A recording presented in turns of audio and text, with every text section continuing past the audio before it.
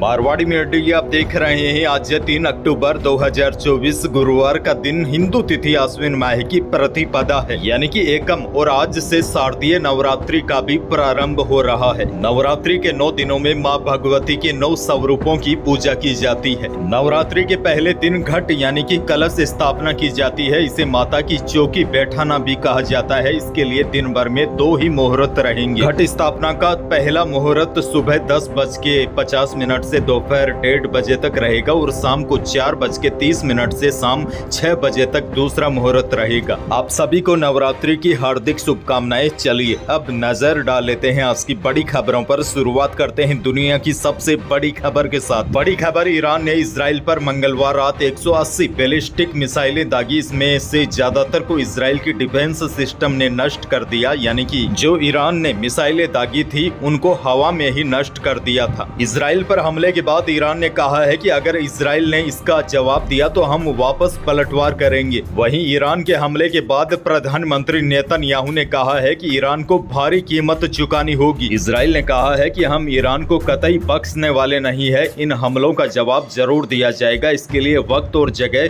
हम खुद चुनेंगे। अच्छा, बड़ी जानकारी आपको दे दूं, इजराइल के पास एक ऐसा रक्षा कवच है जिसे आयरन डोम कहा जाता है। यह सिस्टम दुश्मन देश की मिसाइलों को हवा में ही खत्म कर देता है। यही वजह है, आपने देखा होगा ईरान ने काफी सारी मिसाइलें दागी थी लेकिन इजराइल को ज्यादा नुकसान नहीं पहुंचा। आगे बढ़ते हैं। नवरात्रि के मौके पर देश भर के किसानों के लिए बड़ी खुशखबरी है। परसों यानी कि 5 अक्टूबर के दिन प्रधानमंत्री मोदी 18वीं किस्त जारी करेंगे। इस दौरान देश भर के 9.5 करोड़ किसानों को 20,000 करोड़ रुपए ट्रांसफर किए जाएंगे। इसके लिए एक कार्यक्रम भी आयोजित किया जा रहा है, जिसके लिए पीएम मोदी महाराष्ट्र के वाशिम जाएंगे और वहां से किसानों से संवाद भी करेंगे।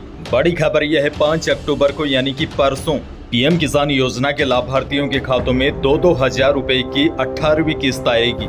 बहरहाल आगे बढ़ते हैं। राजस्थान से बहुत बड़ी खबर, प्रदेश के 21,000 बेघर घुमंतु परिवारों को सरकार गांव में 300 वर्ग गज तक जमीन देगी। राजस्थान में रहने वाले 32 विमुक्त घुमंतु व अर्ध घुमंतु जाति के बेघर लोगों को अपने स्थायी घर का सपना पूरा होगा। इसे लेकर बुधवार को जयपुर के दुर्गापुरा स्थित राज्य कृषि प्रबंध संस्थान में राज्य स्तरीय पट्टा वितरण का कार्यक्रम का आयोजन किया गया। इस दौरान सीएम ने चयनित 10 जिलों के लाभार्थियों से वीडियो कॉन्फ्रेंसिंग के जरिए भी बातचीत की।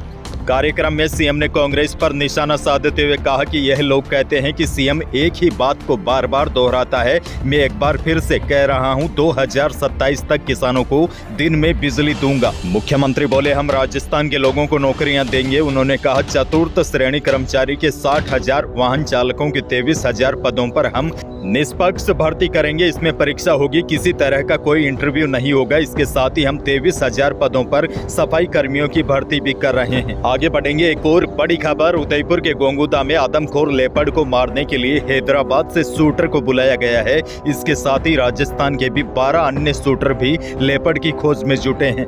दरअसल वन विभाग ने लेपर्ड को देखते ही गोली मारने के निर्देश दिए हैं। गोंगुदा गांव में एक के बाद एक हुए आदमखोर लेपर्ड के हमले में पूरा इलाका खौफ में है। दरअसल पिछले 24 दिनों में 8 लोगों की जान जा चुकी है। पूरा इलाका सहमा हुआ है। बच्चे स्कूल जाने से डर रहे हैं। आगे बढ़ जाते हैं। एक और बड़ी खबर, राजस्थान में 12 जिले के सबसे घने जंगल साहेबाद में पावर प्लांट के लिए 1,19,759 पेड़ काटे जाएंगे। केंद्र सरकार ने ग्रीनको एनर्जी कंपनी को प्रोजेक्ट के लिए मंजूरी दे दी है, लेकिन स्थानीय संगठन इसके विरोध में उतर आए हैं। संगठनों ने चेतावनी दी है कि यदि पेड़ काटे गए तो आंदोलन होगा। सूत्रों के मुताबिक इसी जगह के बिल्कुल नजदीक मध्य प्रदेश के कुन्नू पालपुर नेशनल पार्क है। यहीं पर अफ्रीका से लाए गए चीते छोड़े गए हैं। बहरहाल आगे बढ़ते हैं। अनूपगढ़ जिले के गांव 14 के पास भारत पाकिस्तान अंतर्राष्ट्रीय सीमा पर बनी शेरपुरा पोस्ट पर बुधवार सुबह 6 बजे एक पाकिस्तानी युवक 0 लाइन्स क्रॉस करके तारबंदी तक आ गया। उसे बीएसएफ के जवानों ने पकड़ लिया है। बीएसएफ के जवानों ने पाकिस्तानी युवक को पकड़ने की सूचना अनूपगढ़ पुलिस थाने को दी है।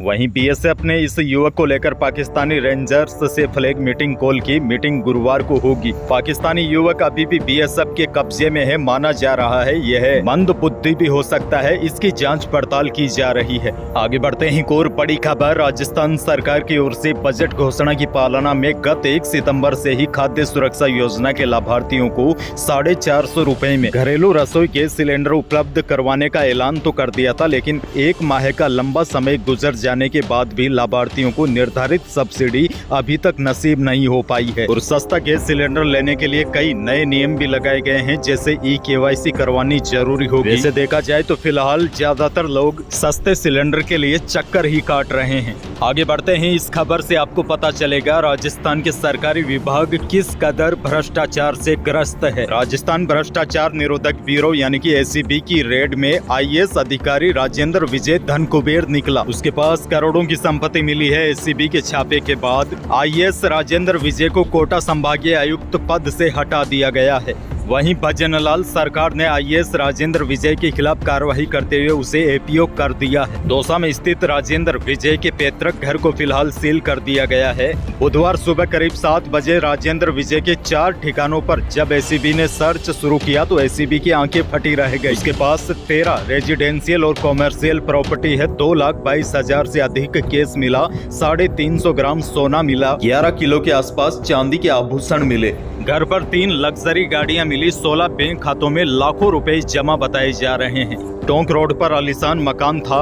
ACB को और भी कई सारी संपत्तियां मिली है। अच्छा, यह तो खैर पकड़ में आ गए, लेकिन सरकारी विभागों की जांच की जाए तो ऐसे कई धन कुबेर मिल जाएंगे। यानी कि सरकारी विभागों में भ्रष्टाचार ठूस ठूस के भरा हुआ है। बहरहाल आगे बढ़ते हैं। राजस्थान के लोगों के लिए एक और अच्छी खबर है। 2 साल के बाद रेलवे 6 अक्टूबर से अजमेर और रांची के बीच वाया जयपुर होते हुए स्पेशल ट्रेन चलाएगा। यह ट्रेन दिसंबर तक चलेगी। रेलवे ने लंबे समय के बाद जयपुर में रह रहे झारखंड प्रवासियों को त्योहारों पर बड़ी खुशखबरी दी है। अजमेर रांची के बीच यह स्पेशल ट्रेन 6 अक्टूबर से 30 दिसंबर तक चलेगी। अच्छा, एक और बड़ी खबर देखिए। राजस्थान में बीते कुछ दिनों से तबादले का दौर जारी है। राज्य में पहले IAS अफसरों के ट्रांसफर किए गए, इसके बाद IPS अधिकारियों के ट्रांसफर पोस्टिंग की लिस्ट जारी की गई। उसके बाद मंगलवार को भजनलाल सरकार ने 114 IPS अफसरों के ट्रांसफर किए और अब 2 अक्टूबर यानी बुधवार को पंचायती राज विभाग में बड़ी संख्या में अधिकारियों का ट्रांसफर हुआ है। बुधवार को आई लिस्ट में कुल 131 अधिकारियों का तबादला किया गया है। आगे बढ़ते हैं। बड़ी खबर, नवरात्रि शुरू होने से पहले ही सोने की कीमतों ने अब तक के सारे रिकॉर्ड तोड़ दिए हैं। बुधवार को अंतर्राष्ट्रीय बाजार में चल रही उठापटक के बीच सोने की कीमत अपने ऑल टाइम हाई पर पहुंच गई है। इसके बाद 24 कैरेट 10 ग्राम सोने की कीमत बढ़कर 78,000 रुपए पर पहुंच गई है। वहीं चांदी प्रति किलो की कीमत में भी 1,500 रुपए का इजाफा हुआ है। जयपुर सराफा कमेटी की ओर से जारी भाव के अनुसार जयपुर में 10 ग्राम 24 कैरेट सोने की कीमत 78,000 रुपए पर आ गई, जबकि 22 कैरेट प्रति 10 ग्राम सोने की कीमत 72,700 रुपए पहुँच गई है। 18 कैरेट सोना भी 60,300 रुपए प्रति 10 ग्राम पर पहुंच गया। वहीं जयपुर सराफा बाजार में चांदी रिफाइन की कीमत 92,700 रुपए प्रति किलो रही। अच्छा, बड़ी खबर यह भी देखिए, खरीफ की उपज मूंग की आवक भी अब मंडियों में पहुंचने लगी है। जोधपुर की बिलाड़ा की मंडी में मंगलवार को खुली बोली पर मूंग 8,000 रुपए प्रति क्विंटल पर बिका। हालांकि मंडी व्यापारियों का कहना है कि इस बार बारिश ज्यादा होने के कारण मूंग की फसलों में खराबा भी देखा जा रहा है। जो मूंग काले पड़ चुके हैं, ऐसे मूंग भी 5 से 7,000 रुपए तक बिक रहे हैं। वहीं बीकानेर की मंडियों में मोट का भाव 5400 के आसपास है। गवार का भाव भी बीकानेर की मंडियों में 5500 रुपए तक है और इसब घोल 12,000 से 13,500 के बीच टिकी हुई है। बहरहाल आगे बढ़ेंगे। मौसम से जुड़ी बड़ी खबर, राजस्थान में बारिश का दौर थम गया है। इसके साथ ही मौसम में बदलाव भी शुरू हो गया है। दिन और रात के तापमान में उतार चढ़ाव देखने को मिल रहा है। हालांकि मौसम विज्ञान केंद्र जयपुर ने कहा है कि अक्टूबर में भी औसत से ज्यादा बारिश होने की संभावना है, लेकिन फिलहाल प्रदेश के अधिकांश भागों में अब मौसम साफ हो गया है। और मौसम विभाग के ताजा अपडेट के अनुसार राजस्थान में 5 अक्टूबर तक लगभग राजस्थान में मौसम साफ रहने की संभावना है। इसके साथ ही कुछ शहरों में दिन का तापमान 1 से लेकर 3 डिग्री सेल्सियस तक बढ़ने की संभावना मौसम विभाग ने जताई है। खैर आगे बढ़ते हैं। देशवासियों के लिए एक और अच्छी खबर, भारतीय रेलवे जीरो कार्बन उत्सर्जन नीति के तहत देश की पहली हाइड्रोजन ट्रेन का ट्रायल करेगा। यह ट्रेन जिंद से सोनीपत रूट पर चल सकती है। भारतीय रेलवे अगले साल इस ट्रेन को पटरी पर उतार सकती है, यानी कि यह ट्रेन अगले साल से देश के लोगों को सेवा देगी। भारतीय रेलवे द्वारा बताया गया है कि भारत की पहली हाइड्रोजन ट्रेन उत्तरी रेलवे के दिल्ली डिवीजन में चलेगी। इस ट्रेन का इसी साल दिसंबर में ट्रायल रन शुरू होगा। यही थी प्रदेश और देश की आज की बड़ी और महत्वपूर्ण खबरें। वीडियो को लाइक करना बिल्कुल न भूलिए और चैनल पर नए हैं तो सब्सक्राइब जरूर कीजिए ताकि आप अपडेट रहे बड़ी और काम की खबरों से। धन्यवाद।